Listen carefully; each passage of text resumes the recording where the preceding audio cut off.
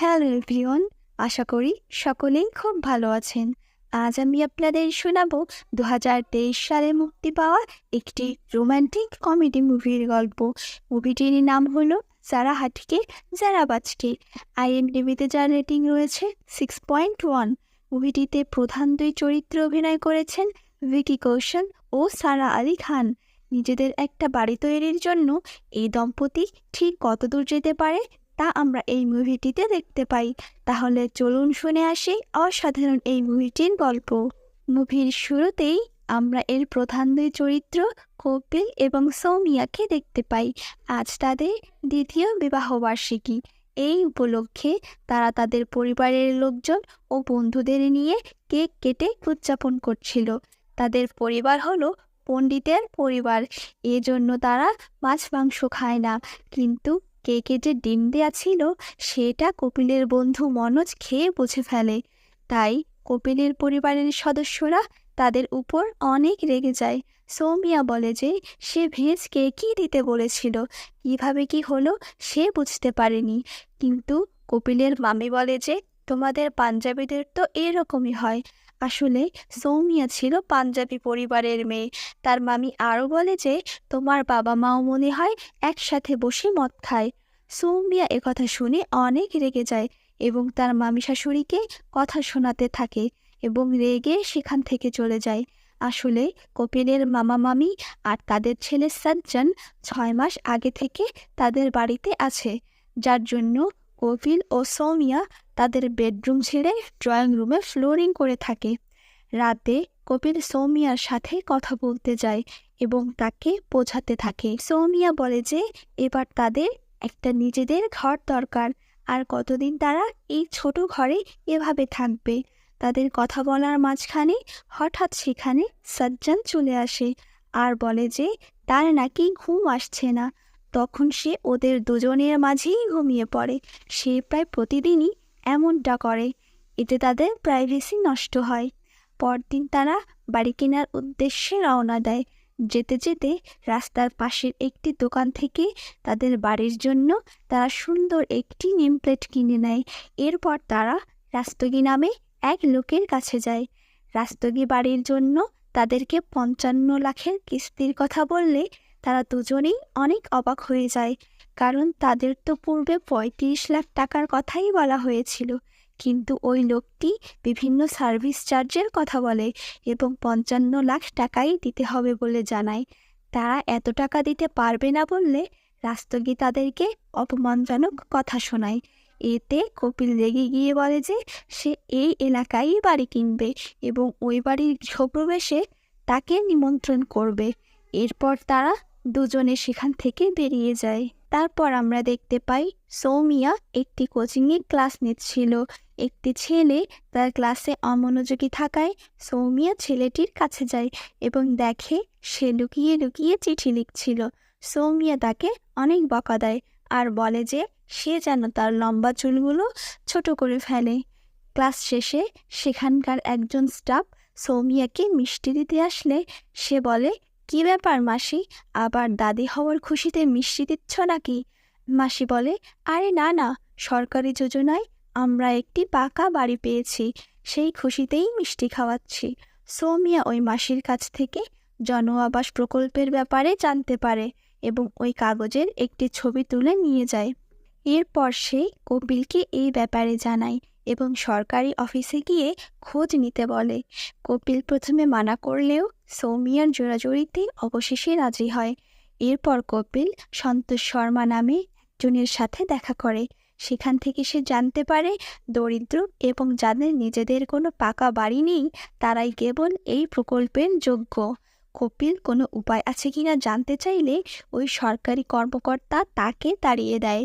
ওখান থেকে চলে যাওয়ার সময় কপিল এক ব্যক্তিকে দেখতে পায় যে কিনা ছিল ওই সরকারি অফিসের পিউন। তার কাছে কপিল এই স্কিমের ব্যাপারে জানতে চাইলে সে তাকে সন্ধ্যার পর এক ঠিকানায় দেখা করতে বলে। সন্ধ্যার পর সৌমিয়াকে নিয়ে কপিল ওই লোকের কাছে যায় যে নিজেকে পরিচয় দেয় ভগবান দাস ঈশ্বর দাস সহায় নামে। ওই লোকটি তাদের সমস্যার কথা জানতে চাইলে কপিল তাদের পরিচয় দেয় কপিল দুবে ও সৌমিয়া দুবে বলে। কিন্তু সৌমিয়া বলে সৌমিয়া চাওলা দুবে। সে সবসময়ই তার দুটো টাইটেলই ব্যবহার করে। তো তারা ঈশ্বর দাসের কাছে ওই যোজনার ব্যাপারে জানতে চাইলে সে তাদের বলে যে যারা গরিব, অসচ্ছল লোক এবং পাকা বাড়ি যাদের নেই, সরকার কম দামে কিস্তির মাধ্যমে তাদের পাকা বাড়ির ব্যবস্থা করে দেয়। কিন্তু কপিলের বাবার পাকা বাড়ি থাকায় তারা এই যোজনার যোগ্য নয়। সৌমিয়া বলে কোনো রাস্তা আছে কিনা। ঈশ্বর দাস তাদের দুটো রাস্তার কথা বলে। এক হলো কপিলের বাবা তাদেরকে ত্যায্যপুত্র করবে, আর না হলে কপিল সৌমিয়াকে ডিভোর্স দেবে, যার ফলে সৌমিয়া এই স্কিমের যোগ্য হবে। এই কথা শুনে কপিল অনেক রেগে যায়। ঈশ্বর দাস তাদের বোঝায় যে তারা সত্যিকারের ডিভোর্স নেবে না, একবার ঘর পেয়ে গেলে তারা আবার বিয়ে করে নেবে। কিন্তু কপিল বলে আমরা এখানে ঘর বানাতে এসেছি, আর তুই আমাদেরই ঘর ভেঙে দিচ্ছিস। এই বলে তারা সেখান থেকে চলে যায়। পরদিন তারা একটি ফুটপাতের হোটেলে খেতে যায় এবং কপিল সব কিছুই হাফ প্লেট করে অর্ডার দেয়, কারণ সে ছিল একটু কৃপণ স্বভাবের। সেখানে বসে সৌমিয়া কপিলের খুব প্রশংসা করতে থাকে যে সে খুব কম পয়সায় খুশি থাকতে ও রাখতে জানে। জীবনে তার উল্টোপাল্টা কোনোই চাহিদা নেই। আর সবচেয়ে বড় কথা হলো বিয়ের পরেও সে আগের মতোই আছে। অর্থাৎ কপিল তাকে আসলেই অনেক ভালোবাসে। কথা বলার এক পর্যায়ে সৌমিয়া তাকে একটি পাখির বাসা দেখতে বলে। সে নিচে একটি খাবারের মূল্য তালিকা দেখে। তখন সৌমিয়া তাকে আর একটু উপরে তাকাতে বলে এবং পাখির বাসাও যে একটা ঘর সেটা সে তাকে বোঝায়। সৌমিয়া এক পর্যায়ে কপিলকে তাদের ডিভোর্সের ব্যাপারে রাজি করানোর চেষ্টা করে। কপিল রাজি হয় না এবং বলে পরিবারের লোকজন কিছুতেই মেনে নেবে না। সৌমিয়া পরিবারকে এই কথা না জানানোর কথা বলে আর বলে যে আমরা কি সত্যি সত্যিই তালাক নেব নাকি। সৌমিয়ার জোরাজুরিতে তারা কোর্টে যায় তাদের বন্ধু ডিভোর্স লয়ার মনোজের কাছে। তারপর তারা এই ব্যাপারে পরিকল্পনা করতে থাকে। কিছুদিন পর তাদের ডিভোর্সের কাগজ তার মামার হাতে পড়ে যায়। এতে তাদের পরিবারের সকলেই খুব আশ্চর্য হয়ে যায় এবং তাদের কাছে জানতে চায় কাহিনীটা কি। সৌমিয়া সব স্বীকার করে নেয় এবং বলে এতে আপনাদের কোনো দোষ নেই, এই সব আমাদের দুইজনের ব্যাপার। আমি এই কৃপণ লোকের সাথে আর থাকতে চাই না। এরপর তারা একে অপরের সাথে ঝগড়ার নাটক করতে থাকে। তারা একে অপরকে দোষ দিতে থাকে আর বলে ভালো হয়েছে সবার সামনে বিষয়টা খোলাসা হয়ে, তাদের আর ভালো থাকার নাটক করতে হবে না। এরপর কপিলের বাবা মা তাকে বোঝানোর চেষ্টা করে। কপিল চাপে পড়ে সেখান থেকে চলে যায়। ওরা দুজন যখনই কারো সামনে পড়ে যায় ওরা ওদের নাটক শুরু করে দেয়। এরপর দেখা যায় সৌমিয়ার বাবা মা গোয়ালিয়র থেকে ইন্দোরে কপিলদের বাড়িতে আসে। সৌমিয়া তাদের সামনেও কান্নার অভিনয় করতে থাকে।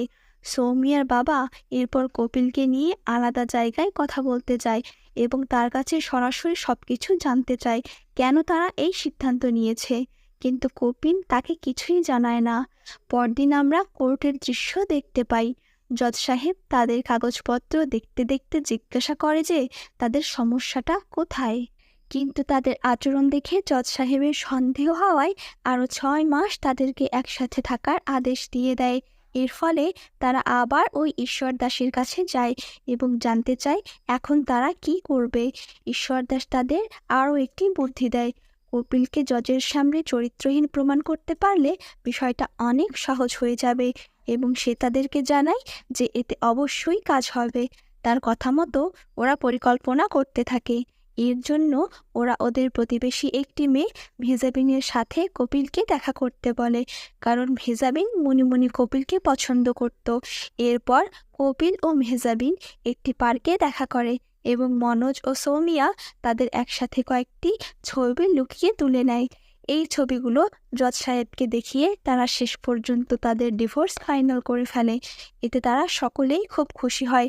ওইদিকে সৌমিয়ার বাবা মা তাকে নিতে চলে আসে। সে যাওয়ার সময় পরিবারের সকলেই খুব কষ্ট পায়। সৌমিয়া ও তার বাবা মা একটি কলোনিতে ঘর ভাড়া করে নেয় এবং সেখানে থাকতে চলে যায়। তারপর কপিল ও সৌমিয়া ডিভোর্সের কাগজ নিয়ে পুনরায় ঈশ্বর দাসের কাছে যায় ঈশ্বর দাস তাদের কাছ থেকে 4 লাখ টাকা দাবি করে, যা শুনে ওরা খুব অবাক হয়ে যায়। সৌমিয়া বলে, এইসব আপনি আমাদের আগে বলেননি কেন? সেখান থেকে যাওয়ার পর তারা আবার ওই সরকারি অফিসে যায় এবং সন্তোষ শর্মাকে ঘুষ দিতে চাইলে সে খুব রেগে যায় এবং তাদেরকে বের করে দেয়। উপায়ন্তর না পেয়ে ওরা ঈশ্বর দাসকে 4 লাখ টাকা দিতে রাজি হয় এবং লোকটি তাদের সকল কাগজসহ ফর্ম জমা করে দেয়। তারা তাদের সমস্ত জমানো অর্থ ও স্বর্ণালঙ্কার বিক্রি করে তাকে সেই টাকা দিয়ে দেয়। একদিন কপিল বাইকে করে সৌমিয়াকে তার কলোনিতে ড্রপ করতে আসলে সেখানকার চৌকিদারের কাছে নিজেদের ভাই বোন বলে পরিচয় দেয়। এরপর আমরা দেখতে পাই কপিলের যোগা ক্লাসে ভেজাবিন ভর্তি হয়েছে এবং সেই কপিলের সাথে সেখানে ফ্লার্ট করতে থাকে, কারণ সে মনে করে তার জন্যই কপিল সৌমিয়াকে ডিভোর্স দিয়েছে। একদিন সৌমিয়া কপিলকে তাদের বাড়িতে ডাকে।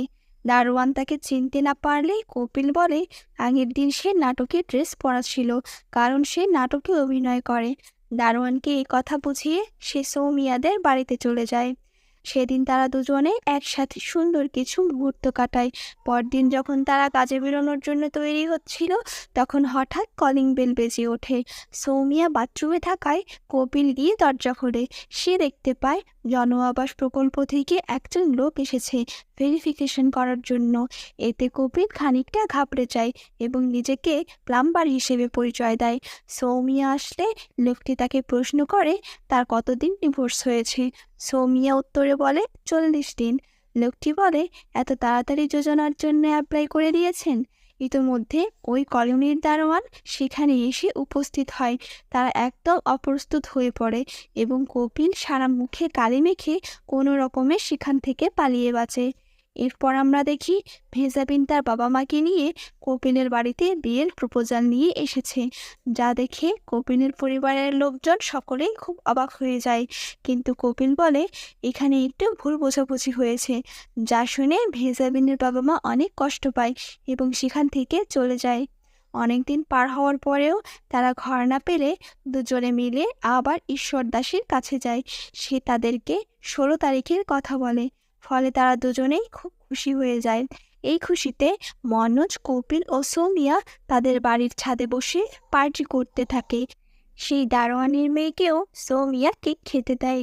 ওখানেই ওই দারোয়ান তার স্ত্রী ও মেয়েকে নিয়ে তাঁবুটা নিয়ে বসবাস করে, যা দেখে ওরা একটু অবাক হয়। সৌমিয়া ভাবতে থাকে একটা ঘর না থাকা সত্ত্বেও তারা কি সুন্দর সংসার গুছিয়ে নিয়েছে। কিছুদিন পর 16 তারিখে তারা ঘর পেল কিনা সেটা চেক করতে অফিসে যায়, কিন্তু সেখানে গিয়ে তারা দেখে অনেক গন্ডগোল হচ্ছে, যা দেখে তারা খুবই চিন্তিত হয়ে পড়ে এবং জানতে পারে কিছু সমস্যার কারণে সরকার তালিকানামা সাময়িক স্থগিত করেছে। কবে প্রকাশ করবে কেউই জানে না। তারপর তারা ঈশ্বর দাসের অফিসে খোঁজ নিতে যায় এবং সেখানে গিয়ে তারা দেখে পুলিশ তাকে মানুষের সাথে ফ্রড করার অপরাধে গ্রেফতার করে নিয়ে যাচ্ছে, যা দেখে তাদের স্বপ্ন ভেঙে চুরমার হয়ে যায়। এতে তারা দুজনেই খুব ভেঙে পড়ে। সব জায়গায় শুধু এই খবরই প্রচার হতে থাকে। সৌমিয়া কপিলকে বারবার কল দেওয়ার পরে সে রিসিভ করে। সৌমিয়া চিন্তিত হয়ে সবকিছু পরিবারকে খুলে বলতে বলে, কিন্তু কপিল রাজি হয় না। কপিল বলতে থাকে যে পরিবারের লোকজনদের জন্য তুমি আলাদা ঘর বানাতে চেয়েছিলে, এখন তাদের কাছে এই সমস্যার সমাধান খুঁজছো। এভাবে তাদের মধ্যে দূরত্ব তৈরি হতে থাকে। এরপর একদিন সৌমিয়া কপিলদের বাড়িতে আসে। সে সেখানে ভেজাবিনকে কপিলের সাথে দেখে ফেলে এবং মাথা গরম করে ঝগড়া করে সেখান থেকে চলে যায়। তাদের মধ্যে এই মনোমালিন্য দেখে মনোজ কপিলকে সৌমিয়ার সাথে কথা বলতে বলে এবং সমস্ত ভুল বোঝাবুঝি মিটিয়ে নিতে বলে। তার কথা শুনে কপিল সৌমিয়ার কলোনির সামনে গেলে সৌমিয়াকে তার কোচিংয়ের বসের গাড়ি থেকে নামতে দেখে। সৌমিয়া এসে বলে, এখন তোমার কি চাই? আর তাদের কথার এক পর্যায়ে সৌমিয়ার বস তাদের কথার মধ্যে ঢুকে পড়লে কপিলের সাথে তার ঝগড়া লেগে যায়। সৌমিয়া বিষয়টা ম্যানেজ করতে চাইলে কপিলের সাথে তার কথা কাটাকাটি শুরু হয়ে যায়। তাদের সমস্ত রাগ তারা একে অপরের উপর ছাড়তে থাকে। দারোয়ান কপিলকে আটকাতে চাইলে সে তাকে থাপ্পড় মেরে বসে। দারোয়ান তখন বলে, আমাকে মারলেই যদি আপনাদের সব সমস্যা সমাধান হয়ে যায়, তাহলে আমাকে আরও 2-4টা থাপ্পড় মারুন। কপিল নিজের ভুল বুঝতে পেরে সেখান থেকে চলে যায়। দুজন দুদিকে যাওয়ার ফলে তারা খুবই কষ্ট পায় এবং একে অপরকে মিস করতে থাকে। হঠাৎ একদিন ওই প্রকল্পের জন্য সৌমিয়া তার কাঙ্ক্ষিত ঘর পেয়ে যায় এবং এই খবর জানাতে কপিলদের বাড়িতে যায়। সৌমিয়া কপিলের হাতে ঘরের চাবি তুলে দেয় এবং পরিবারের সবাইকে তাদের পূর্ব পরিকল্পনার কথা বলে যে কেন তারা ডিভোর্স নিয়েছিল। তারা সবাই ঘর পাওয়ার জন্য খুশি হয়ে যায়, কিন্তু মামি বিভিন্ন টিটকারি মারতে থাকে। এবার কপিল মামিকে দোষ দিতে থাকলে তার মামি অসুস্থ হয়ে পড়ে যায়। এরপর তাকে হাসপাতালে নিয়ে গেলে ডাক্তার বলে যে লিভার সিরোসিসের কারণে তার লিভারের 70% ড্যামেজ হয়ে গিয়েছে। এখনই অপারেশন করে তার লিভার ট্রান্সপ্লান্ট করতে না পারলে তাকে বাঁচানো যাবে না। এই কথা শুনে সবাই তার মামাকে প্রশ্ন করতে থাকে কেন সে তাদেরকে এই অসুস্থতার কথা এতদিন জানায়নি। তখন মামা সব খুলে বলে যে তার চিকিৎসার জন্যই তারা তাদের বাড়ি পর্যন্ত বিক্রি করে দিয়েছিল। এর কারণে তারা কপিলদের বাড়িতে থাকে। এর উপর অসুস্থতার কথা বলে তাদের আর বিপদে ফেলতে চায়নি। এই কথা শুনে সকলেই খুব কষ্ট পায়। সৌমিয়া তাদের সান্ত্বনা দেয় যে সবকিছু ঠিক হয়ে যাবে। তারা দেখতে পায় মামা তাদের মামিকে ঠিক কতটা ভালোবাসে। কপিল ও সৌমিয়া খুবই অনুশোচনায় ভুগতে থাকে। সৌমিয়া বলে যে মামা মামির জন্য তার ঘর পর্যন্ত বিক্রি করে দিল, আর আমরা একটা ঘরের জন্য নিজেদের সম্পর্কটাই ভেঙে দিলাম। কপিল, তুমি কেন আমাকে এই কাজ করতে আটকালে না? কপিল বলল, আমি শুধু তোমার খুশির জন্য এই সব কিছু করেছি, কারণ আমি তোমাকে খুশি দেখতে চেয়েছি। আমি তো ছোট ছোট জিনিসেই অভ্যস্ত ছিলাম। আমি শুধু তোমাকে একটা ভালো ভবিষ্যৎ দিতে চেয়েছি। এরপর তারা একে অপরকে সরি বলে এবং জড়িয়ে ধরে কান্না করতে থাকে। তারা দুজনেই ঠিক করে এই ঘর তাদের লাগবে না, যার জন্য তারা দুজন আলাদা হয়ে গিয়েছিল। তারা সেই ঘরের কাগজ ওই দারোয়ানকে দিয়ে দেয়, যে আসলে এই ঘর পাওয়ার যোগ্য দাবিদার, এবং সবশেষে দুই পরিবারের উপস্থিতিতে তাদের আবার ধুমধাম করে বিয়ে হয়। আর এখানেই মুভিটির হ্যাপি এন্ডিং হয়। মুভিটির মাধ্যমে আমরা এটাই বুঝতে পারি যে শুধু ঘর থাকাটাই যথেষ্ট নয়। বিশ্বাস, ভরসা আর ভালোবাসা থাকলে যে কোনো জায়গায়, যে কোনো পরিস্থিতিতেই একে অপরের সাথে এক জীবন কাটিয়ে দেওয়া যায়। মুভিটি আপনাদের কেমন লাগলো তা আমাকে কমেন্টে জানাতে পারেন। ভালো লাগলে লাইক করবেন ও আমার চ্যানেলটি সাবস্ক্রাইব করবেন। আমি আবার হাজির হয়ে যাব নতুন অথবা পুরাতন ইউনিক কিছু মুভির গল্প নিয়ে। ততক্ষণ পর্যন্ত সকলে ভালো থাকবেন।